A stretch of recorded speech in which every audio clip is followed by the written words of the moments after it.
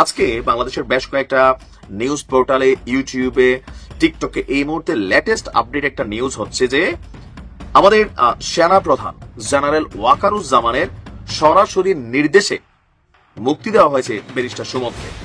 Because of discipline তারপরেও আমি আমার অফিসারকে আদেশ দিয়েছি, অ্যাকশন নেওয়া হয়েছে। অপরাধী কিনা যদি সামান্য কোনো সন্দেহের অবকাশ থাকে সেটা তাদের ফেভারে যাবে। এই যে দেখতে পাচ্ছেন হাজার হাজার মানুষ ব্যারিস্টার সুমনকে মুক্ত করে নিয়ে যাচ্ছেন। সারা বাংলাদেশের মানুষের দোয়া ছিল, সারা বাংলাদেশের মানুষের তকবীর ছিল যে ঘাম কখনো প্রতারণা করে না। আসিফ নজরুলের মতো একজন ঘোর জামাতপন্থী লোক এটা একদম আওয়ামী লীগের পক্ষে একদম ছক্কা মেরে দিছে। ব্যক্তিগতভাবে আমি মনে করি কোন রাজনৈতিক দলকে নিষিদ্ধ করার পক্ষে আমি না। আওয়ামী লীগ বাংলাদেশের স্বাধীনতা সংগ্রামে নেতৃত্ব প্রদানকারী দল, বিভিন্ন গণতান্ত্রিক সংগ্রামে এই দলটার অবদান ছিল। গত 15 বছর তারা যা করেছে সেটা তাদের ঐতিহ্যের সাথে যায় না।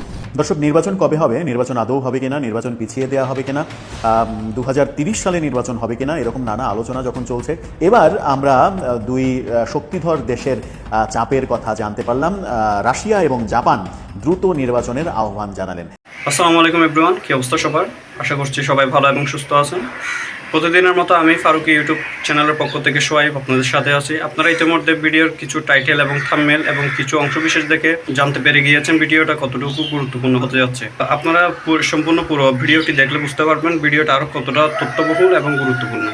সো আশা করবো এক মুহূর্ত না টেলে সম্পূর্ণ পুরো ভিডিওটি আপনারা দেখবেন। সম্পূর্ণ ভিডিওটি শুরু করার আগে আপনাদের কাছে একটা অনুরোধ জানিয়ে রাখতে চাই, যারা আমাদের এই ইউটিউব চ্যানেলে এখনও নতুন তারা অবশ্যই সাবস্ক্রাইব করে একটা লাইক দিয়ে পাশে থাকবেন। সো চলুন শুরু করি, লেটস বিগিন। এই যে দেখতে পাচ্ছেন হাজার হাজার মানুষ ব্যারিস্টার সুমনকে মুক্ত করে নিয়ে যাচ্ছেন। সারা বাংলাদেশের মানুষের দোয়া ছিল, সারা বাংলাদেশের মানুষের তকবীর ছিল যে ঘাম কখনো প্রতারণা করে না। আপনারা সবাই জানেন যে গত কয়েকদিন আগে ব্যারিস্টার সুমনকে গ্রেপ্তার করা হয়, আর এরপর থেকে সারা বাংলাদেশ যেন তোলপাড় সৃষ্টি হয়ে যায়। কারণ একজন ভালো মানুষকে কেন গ্রেপ্তার করা হলো, এজন্য বাংলাদেশের বিভিন্ন স্থান থেকে আন্দোলন করা হয় যেন ব্যারিস্টার সুমনকে মুক্ত করে দেওয়া হয়।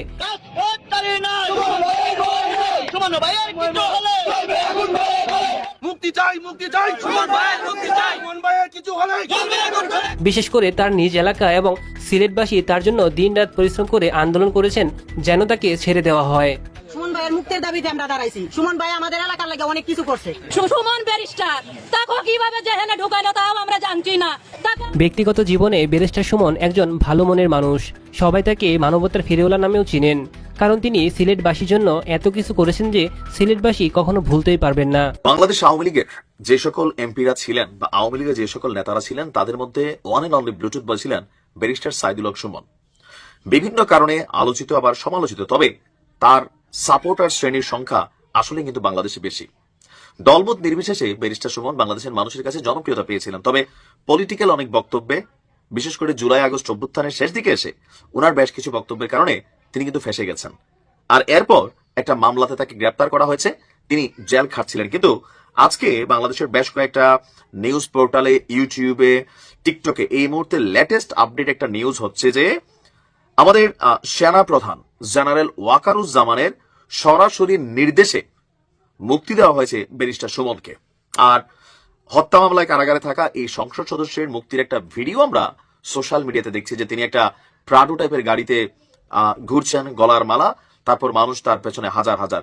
এখন ঘটনা হচ্ছে, ঘটনাটা সত্য নাকি মিথ্যা, যে আমাদের সেনাপ্রধান কি এমন নির্দেশনা দিয়েছেন, অথবা সেনাপ্রধান যদি নির্দেশনা দিয়েও থাকেন ব্যারিস্টার সুমন কি এভাবে বের হওয়ার সুযোগ আছে? এতটুকুতে আপনাদের বোঝার উচিত যে বিষয়টা গুজব, 100% গুজব। কেন গুজব? সেনাপ্রধানের নির্দেশে কারাগারে মানে আটক থাকা কোনো ব্যক্তি, জেলে আটক থাকা কোনো ব্যক্তি যার বিরুদ্ধে একটা মামলা চলমান আছে, রিমান্ড চলছে, যার শুনানি চলছে, তো এই মুহূর্তে সেনাপ্রধান একটা ফোন দিলেন আর কারা কর্তৃপক্ষ তারা ওইখান থেকে ছাইরা দিল। এটা কি থানার মতো যে ধরেন জিজ্ঞাসাবাদের জন্য 4 জন লোকের পুলিশ ডাক দিয়ে গাড়িতে তুলছে, থানায় নিয়ে জিজ্ঞাসাবাদ চলতেছে, তারপর উপর থেকে কোনো নেতা, মন্ত্রী, এমপি হ্যালো করলো যে ওরে মামলাতে ঢুকানো, ওরে ছেড়ে দাও? এটা কি এরকম? এতটুকু তো আপনাদের কমন সেন্স থাকার কথা, যারা সেনাপ্রধানের গাইল্লাইয়া 14 গোষ্ঠী উদ্ধার করতেছেন, যে এই তো দেখো আকার আওয়ামী লীগের দোষর, এই না সেই না। হ্যাঁ ভাই, সেনাপ্রধানের প্রথমত এই ধরনের এখতিয়ারই নাই, নাম্বার 1। নাম্বার 2, উনি কি পাগল যে উনি এই মুহূর্তে ব্যারিস্টার সুমনের মুক্তির জন্য নির্দেশ তো দূরের কথা, কাউরে একটা হ্যালো করবেন, একটা গোপনে মেসেজ দিবেন যে হ্যালো পিপি বা অমুক আদালতের বিচারক অমুক, এই সুমনের মুক্তি দিয়ে দাও? পাগল ছাড়া এটা তো কেউ করার কথা না। উনি রানিং সুস্থ একজন মানুষ, সেনাবাহিনীকে লিড করছেন, আজকে তিনি মাত্র কাতার থেকে বাংলাদেশে আসছেন। কাতার থেকে বাংলাদেশে আইসাই এই লোক এরকম দুঃসংবাদের মধ্যে পড়ছে। তবে যারা বুঝেন তারা কিন্তু বুঝা গেছেন। বাংলাদেশে পাড়া দিয়ে তিনি দেখলেন যে উনি নাকি ফোন কইরা হ্যালো কইরা ব্যারিস্টার সুমনকে মুক্তি দিয়ে দিচ্ছেন। তো এই বিষয়গুলা আসলে এক শ্রেণীর কন্টেন্ট ক্রিয়েটাররা আছে, তবে আমরা মনে করি এদেরকে আইনের আওতায় আনা উচিত। অনেক স্পর্শকাতর ইস্যু এইভাবে রাতারাতি ভাইরাল হয়ে যায়, যেটা বাস্তবতার সাথে টোটালি ভিন্ন একটা চিত্র। কিছু ভিউ পাওয়ার আশায়, কিছু মানে কি বলে যে মানুষকে বিভ্রান্ত করার আশায়, গুজব ছড়ানোর আশায়, দেশে একটা অস্থিতিশীল পরিস্থিতি তৈরি করার আশায়। কালকে দেখবেন এরকম একটা নিউজ চলে আসতে পারে, দেশে ফিরতে খালেদা জিয়াকে গ্রেপ্তার। হ্যাঁ, হইতে পারে, মানে মানুষের একাংশ বিশ্বাস করবে। কেন করবে বুঝে ভিডিওটা শেষ করি। আওয়ামী লীগ পতনের পর বেশ কয়েকটা ভাইরাল ভিডিও, গুজব ভিডিও ছড়ানো হয়েছিল। একটার মধ্যে বলা হয়েছে যে ডক্টর মোহাম্মদ ইউনূসকে ট্রাম্পের একটা ভিডিও ডাবিং করে যে ইউনূসকে সরানোর নির্দেশ দিছে, শেখ হাসিনাকে প্রধানমন্ত্রী করে বাংলাদেশে আনার নির্দেশ দিছে। এই ভিডিও দেখা সম্ভবত ফেনীতে একাধিক আওয়ামী লীগের নেতাকর্মী তারা হুন্ডা মুন্ডা নিয়ে বিজয় মিছিল দিয়ে আলেছিল বাজারে, যে ইউনূসের ক্ষমতা শেষ, শেখ হাসিনা আগামীকালকে আসতেছে। আর এই বিজয় মিছিল দেওয়ার পরে এলাকার জনগণ এমন মাইর দিছে ভাই, কারণ তারা যারা এই মিছিলটা দিছে তারা বুঝতে পারে না যে এই ভিডিওটা একটা গুজব ভিডিও। যতক্ষণে বুঝতে পারছে ততক্ষণে মাইর খেয়ে কারাগারে আছে। তো এই ধরনের নিউজগুলো যারা করে তাদের বিরুদ্ধে আইনানুগ ব্যবস্থা নেওয়া জরুরি আমি মনে করি। এই আওয়ামী লীগ করতে গিয়া দেশটা বেঁচে লাইতেছে, এই আওয়ামী লীগ নিষিদ্ধ করতে গিয়া এরা যে বাংলাদেশের মানুষের মন থেকে উঠতে দিতেছে, এটা কিন্তু বুঝে লাইছে, এরাও কিন্তু বুঝে লাইছে। এবং এর কারণে বাংলাদেশ আওয়ামী লীগের জনপ্রিয়তা দিনকে দিন আকাশচুম্বী হইতেছে, যেটা আওয়ামী লীগের সব থেকে বেস্ট পলিসি ছিল, যে এই মুহূর্তে রাজনীতিতে চুপ করে থাকা, এবং আওয়ামী লীগ এটা করে দেখাইছে। অহন কত হয়েছে যেটা এই যে গত কয়েকদিন থেকে আওয়ামী লীগ নিষিদ্ধ করানোর লাগে বিভিন্ন ধরনের নাটক মঞ্চায়ন হইতেছে না, গতকালকে হাসনাত আব্দুল্লাহর মাইরের নাটক মঞ্চায়ন, এরকম বিভিন্ন নাটক মঞ্চায়ন হইতেছে, জামাত বিএনপি হিজবুতি খেলাপতি সব মিল্লা। কিন্তু এই মঞ্চায়িত নাটকের ভিতরে পেরেক মেরে দিছে আমগো স্যার আসিফ নজরুল স্যার একদম ওভার বাউন্ডারি মেরে দিছে। আপনারা যদি এর কথাটা শুনেন, আপনাদের অনেকের মানে মনে করেন যে একদম দম বন্ধ হয়ে দেবো কাজে হালা কইলো কি, মানে আসিফ নজরুলের মতো একজন ঘোর জামাতপন্থী লোক এটা একদম আওয়ামী লীগের পক্ষে একদম ছক্কা মেরে দিছে। দেহনের পর আমার মনে হয়েছে আসিফ নজরুল কি নতুন করে স্বৈরাচারের দূষর হয়ে গেল নাকি, যে স্বৈরাচারের বিরুদ্ধে 15 বছর একদম লড়াই সংগ্রাম করে উল্টা লাইছে, অন কেমন নতুন করে স্বৈরাচারের দূষর হয়ে গেল গা, ওইটাই মনে হয়েছে। দেখা লন ভিডিওটা একবার দেখে আহি। ব্যক্তিগতভাবে আমি মনে করি কোন রাজনৈতিক দলকে নিষিদ্ধ করার পক্ষে আমি না, আনলেস আপনার যদি একটু সুশক্তভাবে জঙ্গি তৎপরতা, রাষ্ট্রবিরোধী তৎপরতা, কোট আন কোট যে বিভিন্ন পলিটিক্যাল পার্টির রেটরিক হিসাবে ইউজ করে সেটা না, সত্যিকার অর্থে সেরকম থাকলে তাও প্রচন্ড সততার সাথে তদন্ত করে দেখে হয়তো এটা করা যেতে পারে। জেনারেল রুল হিসাবে আমাদের সংবিধানে সংগঠন করার স্বাধীনতা আছে। আওয়ামী লীগ বাংলাদেশের স্বাধীনতা সংগ্রামে নেতৃত্ব প্রদানকারী দল, বিভিন্ন গণতান্ত্রিক সংগ্রামে এই দলটার অবদান ছিল। গত 15 বছর তারা যা করেছে সেটা তাদের ঐতিহ্যের সাথে যায় না, সেটা মুক্তিযুদ্ধের চেতনার সাথে যায় না। তারা বাংলাদেশের ইতিহাসে বর্বরতম এক ফ্যাসিবাদ কায়েম করেছিল। এই কর্মকাণ্ডের জন্য ব্যক্তিগত দায় থাকতে পারে, লিডারদের সামষ্টিক দায় থাকতে পারে, বা দল হিসাবে ব্যক্তিগতভাবে আমি বলছি, দল হিসাবে আওয়ামী লীগ মানে নিষিদ্ধ করা দল হিসাবে মনে হয় না সমীচীন হবে। কি বুঝলেন? আওয়ামী লীগের ইতিহাস, ঐতিহ্য, সংস্কৃতি, ঐতিহ্যবাহী সংগঠন, আওয়ামী লীগ বিভিন্ন লড়াই সংগ্রামে ভূমিকা নিছে, 71 স্বাধীনতা যুদ্ধ হয়েছে আওয়ামী লীগের নেতৃত্বে। এটা আসিফ নজরুলের মুখ দেখো আমার কি জানেন, গণেশ উল্টাই আছে। আসিফ নজরুল যখন এটি করবো তখন আপনাকে বুঝতে হবে যে গণেশ উল্টাইতে আছে, এবং গণেশ খুব ভালোভাবে উল্টাইতে আছে, এবং উল্টাইলে পরে যাতে বাসন যায় কোন রকম যাতে সেভেক জিমেজি পাওয়া যায়, এর লেখা কিন্তু আসিফ স্যার কিন্তু পল্টি লয়ে লাগছে। অহন আসিফ স্যারের যে বাসর দিয়ে আছে আসনাত সার্জিসটা, মানে জলহস্তি মলমের ব্যবসায়ী, এরপরে হচ্ছে গিয়া ওই যে কি কয় যাই হোক গাছ, এটার নাম মনে থাকে না ভাই, যাই হোক এটা এখন কি হবে, এটা উনার পরে এগত মনে করেন যে একদম পানি বাতাস একদম মনে করেন একাকার হয়ে গেছে।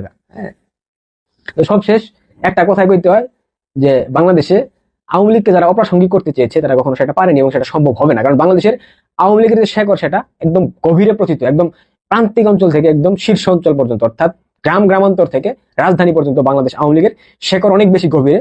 আওয়ামী লীগ কোনো পাট গাছ নয়, আওয়ামী লীগ হচ্ছে বট গাছ। এই বট গাছকে উপড়ে ফেলা সামান্য ঝড়ে সম্ভব না, এটা মহাপ্রলয় আসলেও সম্ভব না। কারণ এই দেশের জন্মদাতা বাংলাদেশ আওয়ামী লীগ, এবং আওয়ামী লীগকে নিষিদ্ধ করা তাদের পক্ষে কোনোভাবেই সম্ভব না, এবং এটা ফুল অ্যান্ড ফাইনাল।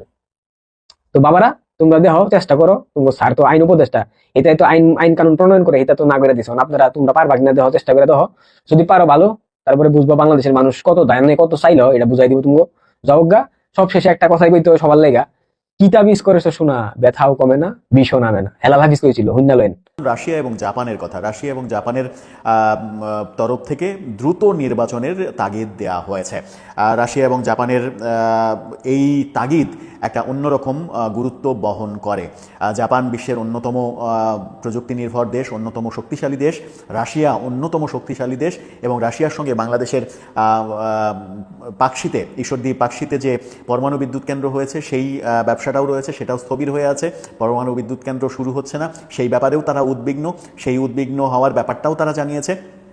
তারা সম্প্রতি গতকালকে আমরা দেখেছি যে বিএনপির সঙ্গে বিএনপি মহাসচিব মির্জা ফখরুল ইসলাম আলমগীরের সঙ্গে বৈঠক করেছেন ঢাকায় নিযুক্ত রাশিয়ার রাষ্ট্রদূত আলেকজান্ডার জি খোজিন এবং জাপানের রাষ্ট্রদূত সাইদা শিনিচি।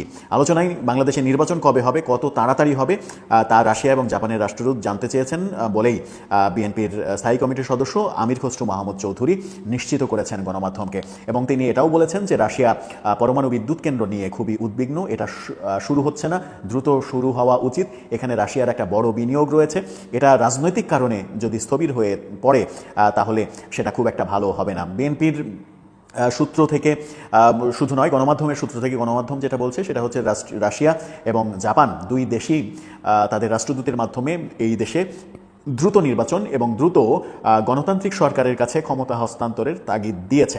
এই তাগিদ যখন তারা দিয়েছে তখন সরকার সেই তাগিদটা মানবে কিনা। আমরা বিভিন্ন দিকে আলোচনায় শুনছি যে 2030 সালে নির্বাচন হবে, তার আগে নির্বাচন হবে না। 26শে জুনের যে তত্ত্ব দেয়া হচ্ছে তার আগে বাংলাদেশে বহু কিছু ঘটবে, বহু ঘটনা ঘটবে। প্রফেসর ইউনূস যুদ্ধের প্রস্তুতির কথা বলেছেন, মায়ানমারে করিডোর দেওয়ার আলোচনা চলছে। সবকিছু নিয়ে একটা উত্তেজনাকর পরিস্থিতি তৈরি হবে এবং উত্তেজনাকর পরিস্থিতিতে বলা হবে যে নির্বাচনটা দেওয়ার মতো উপযুক্ত পরিবেশ নেই, সুতরাং নির্বাচনটা পিছিয়ে দেওয়া হচ্ছে এবং পিছিয়ে কত সময়ের জন্য দেওয়া হবে সেটা অনিশ্চিত সময়ই অনেকে মনে করছেন। সেই সব সমালোচনার বাইরে এসে প্রফেসর ইউনূস সত্যি সত্যি নির্বাচনটা দ্রুত দেন কিনা